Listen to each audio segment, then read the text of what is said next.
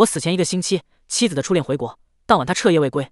隔天我接到他的电话，我拟好了离婚协议书，回家签字。我咳嗽2声回答：我在医院。他的声音冰冷，我不管你在哪，就是你马上要死了，也要回来签字。我平静回答：好。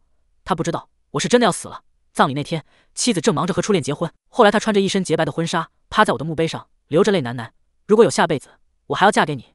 那一天是他和初恋的新婚典礼，也是我的葬礼。医生要求我住院观察，我拒绝了。比起医生，我更加清楚自己的身体，我的人生已经进入了倒计时，再无重来的可能。我不想死前的日子都在医院度过。回到家，柳如烟坐在沙发上，用冷漠的眼神看着我。不是在医院吗？我看你精神好得很。我强撑一口气走到他对面，沙哑着声音说：离婚协议书呢？柳如烟皱皱眉，语气更冷了几分：你跑到哪里鬼混去了？一副半死不活的样子。我没有回答他的问题，再次要求他把离婚协议书拿出来，因为我察觉到自己快要坚持不住了。我不想在他面前露出虚弱的样子，更不想在他面前晕过去。不说就算了，你以为我真的关心你？柳如烟恼怒的哼一声，伸手把离婚协议书拍在桌子上：签吧。我没有看眼前的离婚协议书，而是直直盯着柳如烟。这是我送你的最后礼物。我拿起笔，一笔一画的在离婚协议书上写下自己的名字。放下笔的那一刻，我像是耗尽了全身的力气，虚弱瘫在桌子上。柳如烟怔了怔，冷笑：别装了，以为装可怜我就会回心转意吗？当年如果不是你用家族名义逼我爸妈，强迫我嫁给你，我早已经和伊藤诚结婚，拥有了幸福的生活。这几年你是对我很好，但那是你欠我的。我勉强扯了扯嘴角，所以你一直在怪我。如果我死了，你会原谅我吗？等你死了再说。柳如烟收好离婚协议书，转身就走。我眼睁睁看着他毫不犹豫的离开，心脏猛地一抽，眼前被黑暗笼罩。我醒来已经在医院，身边陪着林佑薇，她是柳如烟的闺蜜，也是我的好朋友，更是我和柳如烟的红娘。我和柳如烟能够相识，正是因为她的介绍。可惜我和柳如烟并没有像她祝福的那样携手相爱走过一生。见我醒来，林佑薇忙问：你感觉怎么样？她的眼中满是关心。我心里一暖，笑笑说：没事，就是最近太累了。她眼圈瞬间红了：你还要瞒我到什么时候？医生都和我说了。我沉默下来，林佑薇又问：如烟知道吗？我摇头。为什么不告诉她？她应该知道。我这就告诉她。林佑薇拿出手机，我拦住她：没有必要。换做昨天以前，我或许不会阻拦林佑薇，但昨天发生的一幕幕，柳如烟的每一句话让我至今心痛。我害怕她知道我快要死了，会站在我的面前怨毒地说：你为什么不早点死？我和伊藤诚本该有的幸福都被你毁了。如果那样，我会崩溃的。为什么不告诉她？她是不是还在为当年的事误会你？我向她解释。我再次拦住林佑薇，摆摆手：不用了，当年的真相就随着我的死亡一直埋藏下去吧。柳如烟以为当年是我向她爸妈施压，逼她不许出国找伊藤诚，留在国内嫁给我。可事实真相是，柳如烟的爸妈不同意她和伊藤诚在一起，当年主动找到我，求我陪他们演一场戏。当然我也是愿意的，因为我爱柳如烟，想着等时间长了，她忘记了伊藤诚，再一点一点告诉她真相。结果我的温暖始终捂不热她冰冷的心。几年相处，我和她名义上是夫妻，事实她一直视我为仇人，认为是我从中作梗，破坏她和伊藤诚的幸福。与其告诉她真相，让她连自己的爸妈也一起恨上，不如我来当这个坏人，让她一直恨下去。反正我也快要死了。柳如烟的电话打来，我在民政局门口等你。听着她冷漠的声音，我平静回答：好。等我挂断电话，林佑薇马上道：我陪你一起去。我下意识要拒绝，不等我说出口，林佑薇又说：我不会告诉如烟，我只是不放心你。我没有再拒绝，点头答应下来。柳如烟并不是一个人在民政局门口等我，她的身边还站着伊藤诚。伊藤诚的样子和几年前一样，今天显得特别高兴，脸上挂着掩饰不住的笑容。见到林佑薇和我一起来，柳如烟很是意外：佑薇，你怎么也来了？林佑薇面无表情：如烟，你一定要和博达离婚吗？柳如烟朝我冷笑：季博达，是你找佑薇来做说客的。不等我开口，林佑薇先一步回答：不是博达找我来的，是我自己要来的。如烟，我劝你想清楚，博达很爱你，比你爸妈还要爱你，这些年你应该感受得到。柳如烟皱了皱眉，却没有反驳。伊藤诚上前一步，挡在柳如烟面前，笑着对林佑薇说：季博达确实很爱如烟，但爱是相互的，如烟并不爱他，爱的一直是我，而且我自认对如烟的爱不比他少。林佑薇面露讥讽：你也有脸说这句话？当年是谁为了出国毫不留情地抛弃如烟？我一点没看出来你爱如烟，你爱的只是你自己。伊藤诚脸色难看，柳如烟沉下脸：佑薇，当年的事不用再说了，伊藤诚也是迫不得已，他并没有想抛弃我，是季伯达逼我爸妈不许我出国，要我嫁给他，这些你一清二楚，一切都是季伯达的错。当年的事其实是我打断林佑薇，平静看着柳如烟：你说的对，一切都是我的错，所以我们不要再纠缠不休了，走吧，进去把婚离了。伯达。林佑薇叫住我，还想说些什么，我冲他摇摇头，没有必要解释。柳如烟根本不爱我。我和柳如烟从民政局出来，伊藤诚乐呵呵的跑到柳如烟面前：如烟，你终于离婚了，我们终于可以在一起了。柳如烟出乎预料的没有接话，只是怔怔看着手中的离婚证。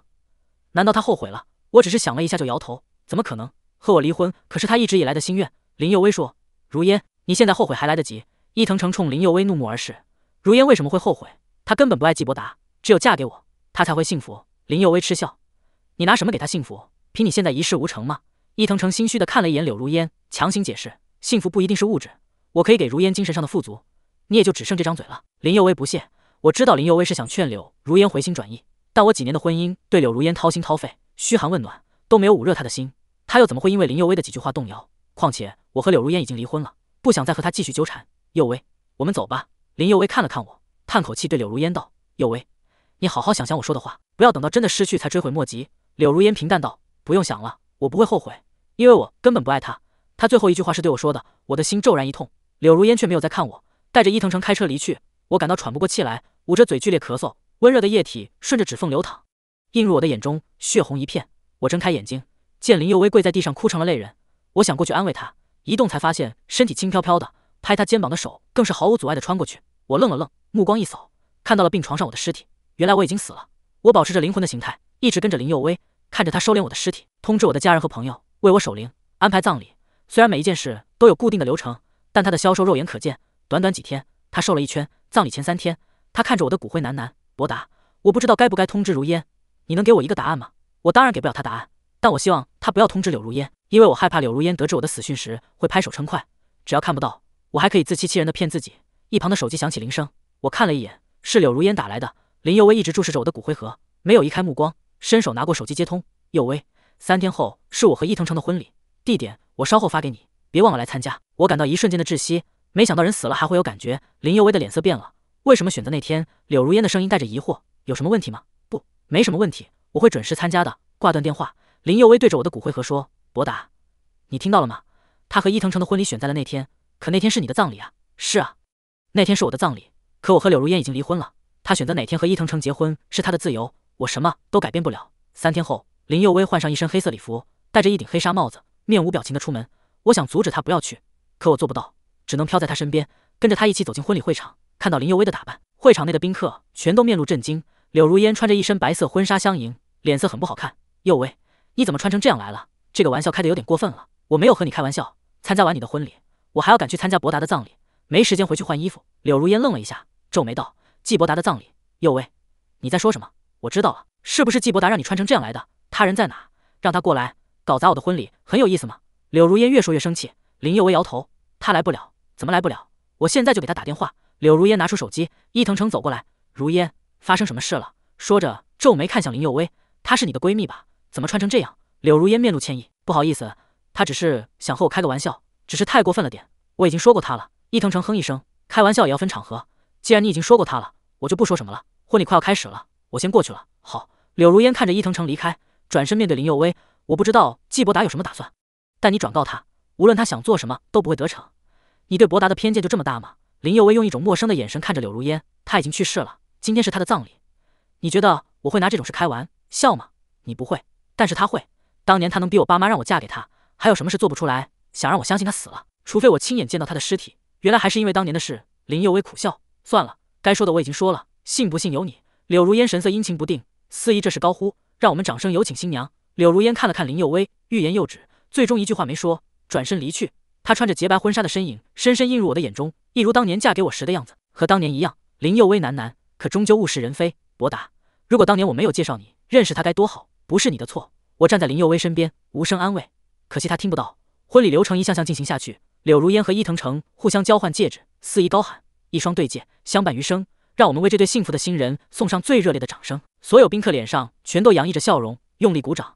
林佑威在雷鸣般的掌声中缓缓起身：“伯达，我该走了，不然会错过你的葬礼。”等一下，开口的是柳如烟。林佑威脚步顿住，我转头望去，正准备亲吻柳如烟的伊藤诚愣了一下，温柔笑道：“如烟，怎么了？”柳如烟面露歉意：“对不起，伊藤诚，我现在有一件很重要的事，必须要亲自确认。”伊藤诚一瞬间脸色难看到了极点，但没有发作，依旧笑得温柔：“是什么事？需要我和你一起吗？”“不用，我很快就回来。”柳如烟转身，双手提着婚纱裙摆向林佑威跑来：“我和你一起去季伯达的葬礼，倒要看看他是不是真的死了。”他显然依旧不信我真的死了。林佑威深深看了他一眼：“好。”我跟着林佑威飘出门，回头看了一眼，映入眼中的是伊藤诚阴沉的脸和全场宾客惊愕的表情。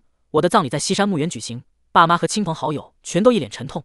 你还有脸来？见到柳如烟，有朋友怒气冲冲上前，被林佑威制止。柳如烟每走一步，脸色就苍白一分，直到看到我的墓碑，脚下一个踉跄。不，这不是真的。季伯达呢？快让他出来！他的表现让我很是意外，我以为他会对我的死拍手称快的，毕竟他一直视我为仇人。我妈扑到他面前，用力抓着他的胳膊，哭得撕心裂肺。是你害死我儿子的，你还我儿子命来！你冷静点。我爸把我妈拉到身后，沉着脸看着柳如烟。如果你是来参加伯达葬礼的，我欢迎；如果你穿着婚纱是来炫耀的，请你立刻离开。柳如烟颓然跪倒在地，脸色灰白。他怎么会死？他怎么可能死？我不信！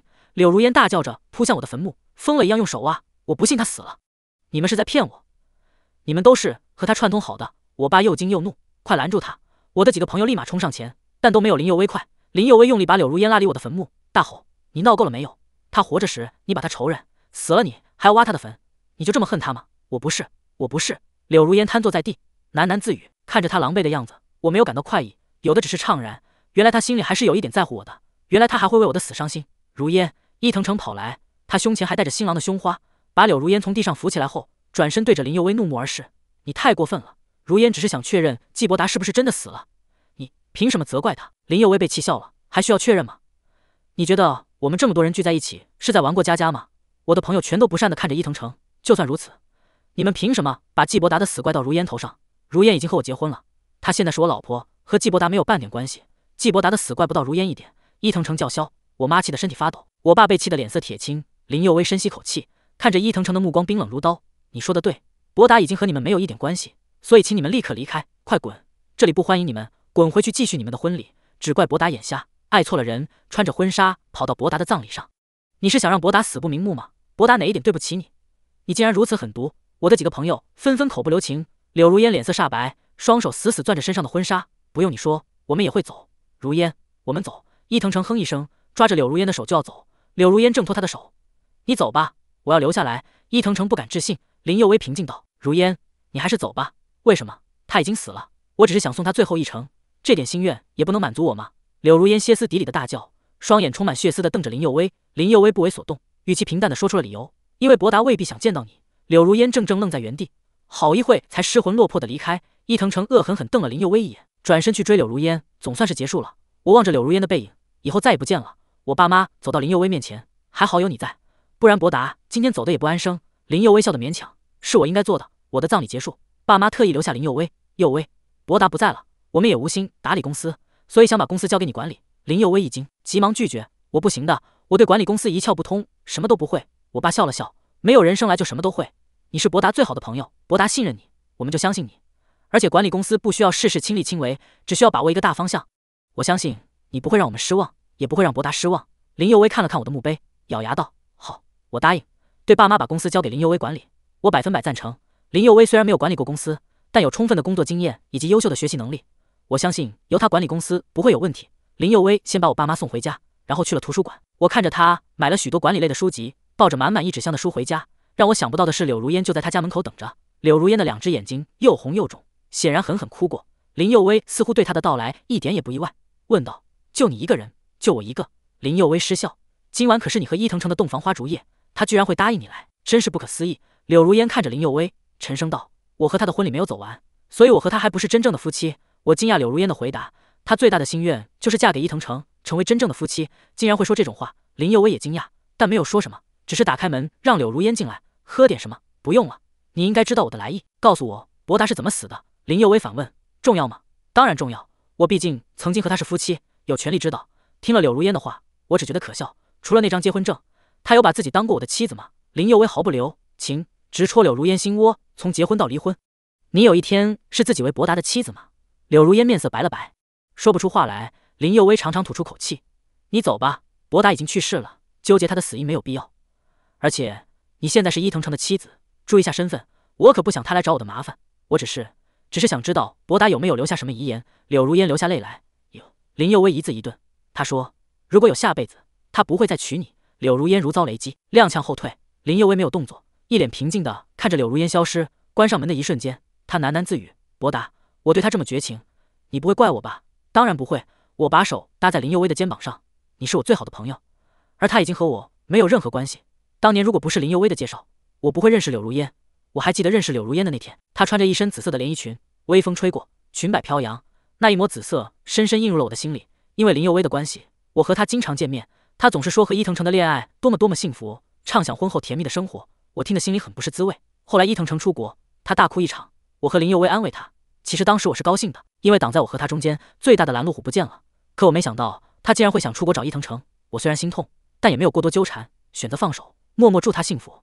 他出国前一天，他爸妈找到我，求我演一场戏，他们舍不得柳如烟出国，认为伊藤诚给不了柳如烟幸福。我纠结了一夜，最终答应。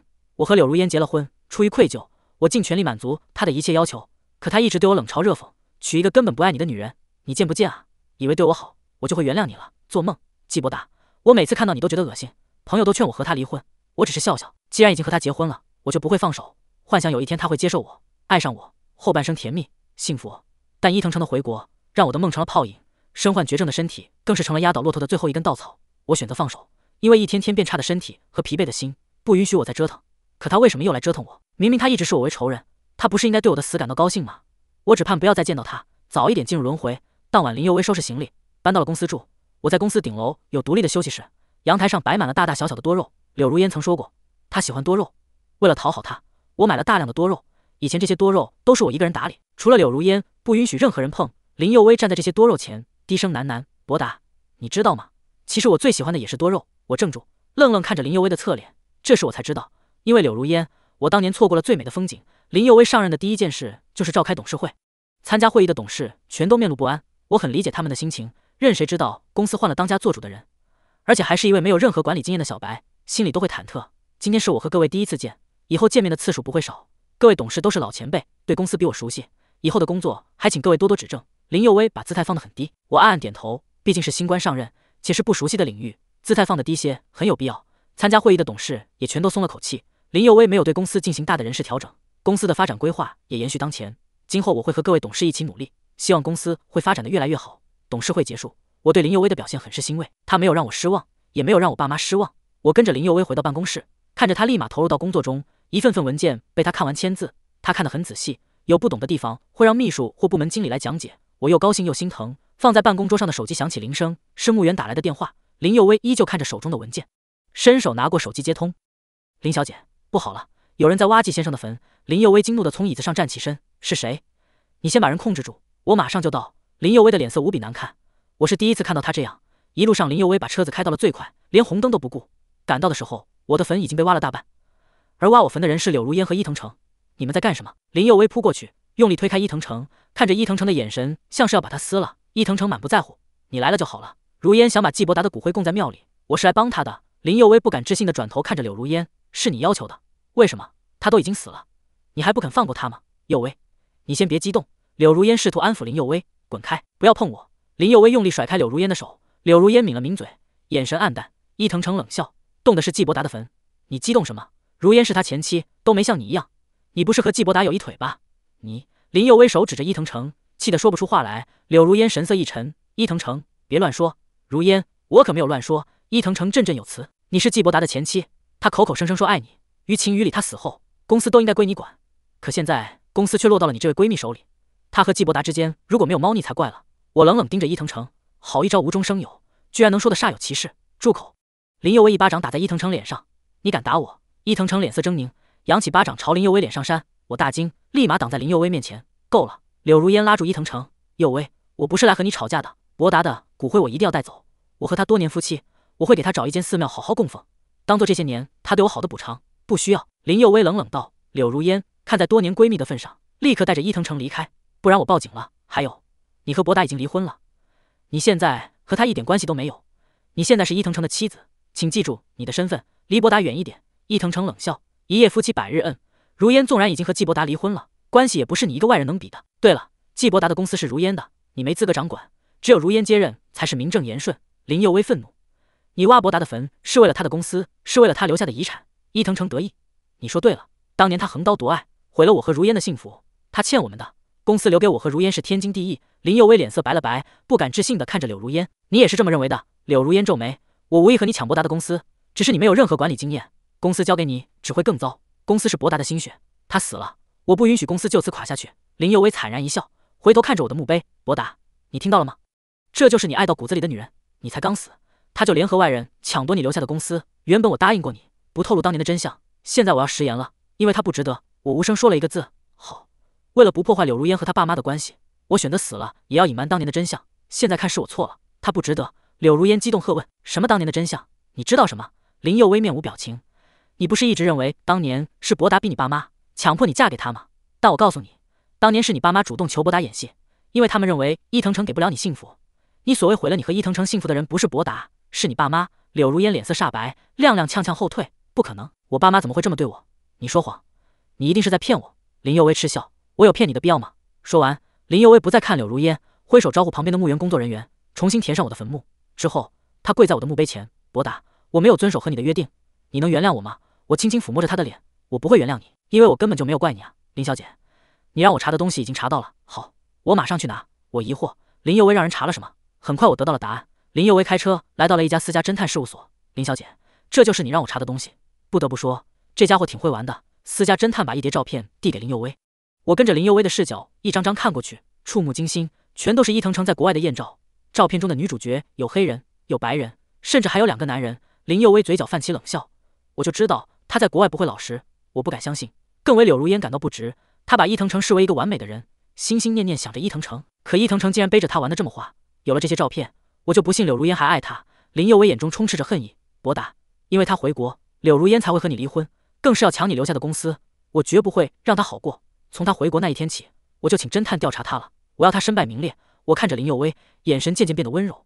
为了我，他竟然暗中做了这么多。如果有来生，我一定不会辜负他。我跟着林佑威回到家，看见柳如烟呆呆靠在门上，双眼无神。见到林佑威，他像是突然活了过来，扑过来抓住林佑威的手。佑威，是我错了，对不起，对不起。看来他已经从父母口中得知了真相。看着他的样子，我眼中闪过一丝不忍。终究我曾经爱过他。林佑威面无表情，用力挣脱他的手。你应该道歉的人不是我，是博达。对，我对不起博达。我已经决定和伊藤城离婚，去墓园工作。我要永远陪着博达，我要赎罪。我看得出来柳如烟是出自真心，可有什么用呢？我已经死了。你是应该和伊藤城离婚，你爱上他就是个错误。